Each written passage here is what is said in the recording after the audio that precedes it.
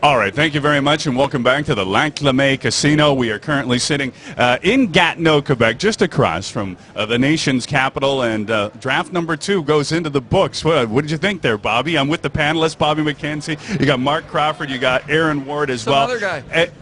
What? Some other guy? There's some other person in there, too? Logan Couture, though, he ends up going with the last pick, like Phil Kessel did the year before, but this is an Ottawa kid that played for the 67, so he has a bit of a history in this town. Well, he's got some history in Ottawa. He's also got some history in being passed over.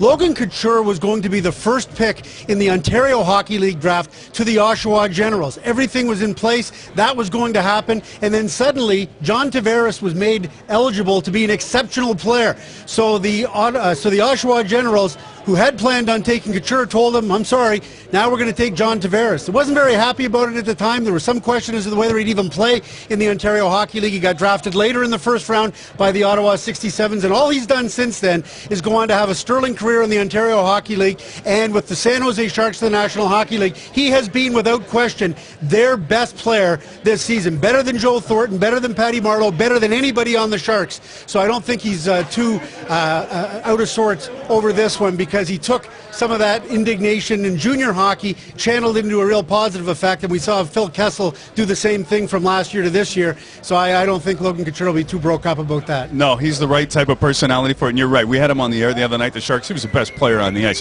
Okay, going first overall was Pavel Datsyuk. We do those top 10 shows all the time, and we always solicit the NHL players and say, who do you think's the slickest, the best? And almost to a man, it's Datsyuk. So really, Mark, no real surprise here. No, it's not a real surprise, and I think what it shows a tremendous amount of respect that he has throughout the National Hockey League. You heard Zdeno Chara. He talked immediately about how good a player he is, how talented a player he is, and then right away Daniel Alfredsson, captain of the other team, he comments on how deserving a selection he is. He's got a great shot. He is an unbelievable passer.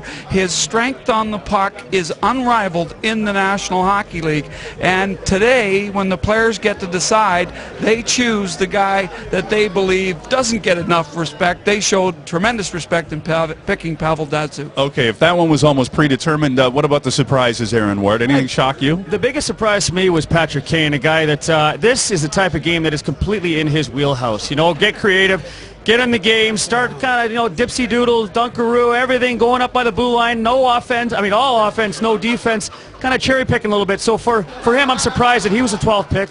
This is a guy that's right, you know, he should have gone a little higher. And then look at Phil Kessel, you know, kind of anticlimactic. I think you're expecting, it's in Ottawa, maybe it's going to drag on a little bit, but good for Lupo, has it back with Phil Kessel.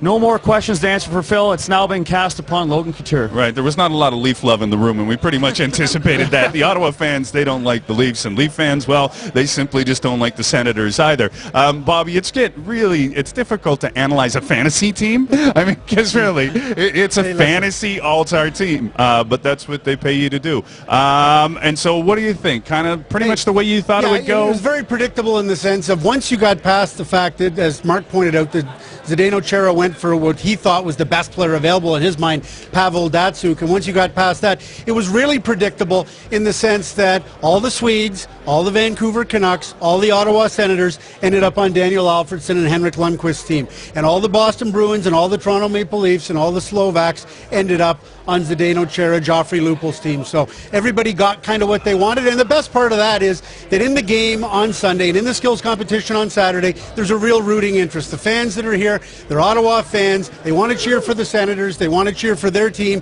They want to cheer against Toronto. They want to cheer against Boston. It all works out for everybody. All right. Thanks very much, gentlemen. We appreciate this. We'll be back a little bit later on in the show. On Saturday, of course, it is the skills competition. Then the 2012 All-Star Game itself will be played on Sunday.